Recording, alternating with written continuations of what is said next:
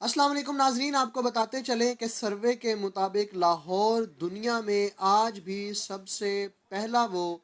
شہر ہے جو گندگی پھیلانے میں، جو فضا کو آلودہ کرنے میں سب سے پہلے سر فہرست ریکارڈ میں بھی رہا ہے اور اب بھی ہے۔ اور اس کی کچھ وجوہات یہ ہیں کہ وہاں پہ انڈسٹری کا ہونا اور دھواں دار گاڑیاں، اور لوگ اپنے گھروں کا کوڑا کچرا باہر پھینکتے ہیں، فیکٹریوں سے نکلنے والا گندا پانی، یہ ساری چیزیں فضا کو آلودہ کرتی ہیں۔ اب اس کی روک تھام کے لیے ویسٹ مینجمنٹ جو اتھارٹی ہے اس کے فرائض بنتے ہیں، ایل ڈی سی کے بنتے ہیں، اور ایل ڈی اے کے بنتے ہیں۔ مطلب جتنے بھی انتظامیہ کے ادارے ہیں لاہور میں کام کر رہے ہیں، ان سب کی ذمہ داریاں یہ بنتے ہیں کہ کوڑا کرکٹ کو کسی ایک خاص جگہ پہ اکٹھا کر کے اس کو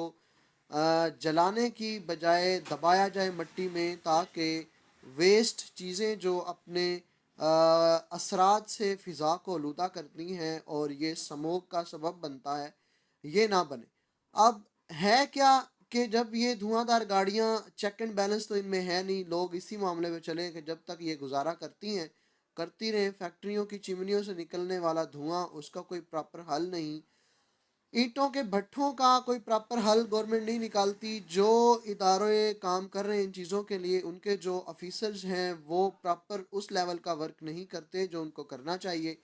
پیچھے رہ گئی بات یہ کہ فصلوں کی باقیات کو جب جلایا جاتا ہے، لوگ اپنی ذمہ داریاں پوری نہیں کرتے، جلا دیتے ہیں، حالانکہ اس کے کچھ ایس او پیز ہیں، ان کو فالو ہی نہیں کیا جاتا۔ پھر جو ان پہ آفیسرز امور کیے گئے ہیں وہ بھی اپنی ذمہ داریاں نہیں نبھاتے، وہ ان کو پراپر روک تھام، جیسے تحصیل کے ہوتے ہیں ایڈمنسٹریٹر،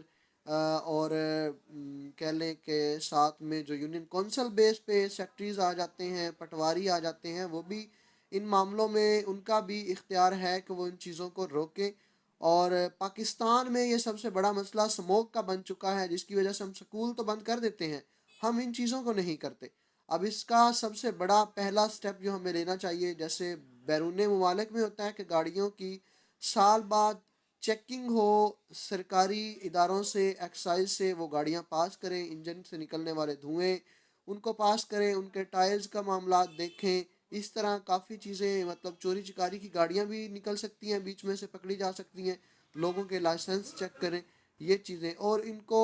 باقاعدہ ہدایات ہوں کہ آپ مینٹیننس کا معاملہ ٹھیک رکھیں، اور ان کے جو دھواں دار گاڑیاں وہ روڈ پہ نہ چڑھیں، جو زیادہ پرانی ہو چکی ہیں وہ بھی۔ دوسرا، فیکٹری مالکان سے کہیں کہ آپ اپنی یہ جو دھوئیں والی چیزیں ہیں ان پہ کنٹرول کریں، پیچھے کوڑا کرکٹ ہے اس کو جلدی اٹھایا جائے اور تلف کیا جائے۔ اس کے علاوہ فصلوں کے باقیات کو، جب یہ فصلوں کی کٹائی کا معاملہ شروع ہو، پتہ چل جائے، لوکل سطح پہ جو انتظامی امور دیکھنے والے ہیں وہ ان کا خیال رکھیں، وہ جلانے نہ دیں۔ اس طرح سے ہم بچ سکتے ہیں فضائی آلودگی سے۔ آپ کو یہ اندازہ نہیں کہ جب آپ کسی اچھی سڑک پہ سپیڈ میں آپ گاڑی چلا رہے ہیں، یکدم سموگ کے جب تودے سامنے آ جاتے ہیں تو زیرو ویزیبلٹی رہ جاتی ہے، نظر ہی نہیں کچھ آتا، اور اس طرح ایکسیڈنٹ بہت زیادہ ہوتے ہیں۔ آج کل دیکھا جائے پنڈی بھٹیاں سے لے کے لاہور تک، سکھے کی منڈی اور جتنے یہ ایریے رستے میں آتے ہیں، شیخو پورہ، یہ سموگ کی نظر میں آ جاتے ہیں۔ موٹر وے صبح صبح بند ہوتی ہے اور لوگوں کو بڑی دقت ہوتی ہے، اور دیکھا جائے پورے ملک میں ہی سموگ کی وجہ سے سانس کی بیماریاں اور الرجی اور پھیپھڑوں جو ہیں وہ ختم ہونے کے چانسز ہوتے ہیں، اس میں زہریلے ذرات ہوتے ہیں، اور فضا جو آلودہ ہو جاتی ہے، سانس لینا مشکل ہو جاتی ہے، سانس میں رکاوٹ۔ یہ ساری چیزیں اگر ہم کنٹرول کرنا چاہیں تو اس طریقے سے کر سکتے ہیں۔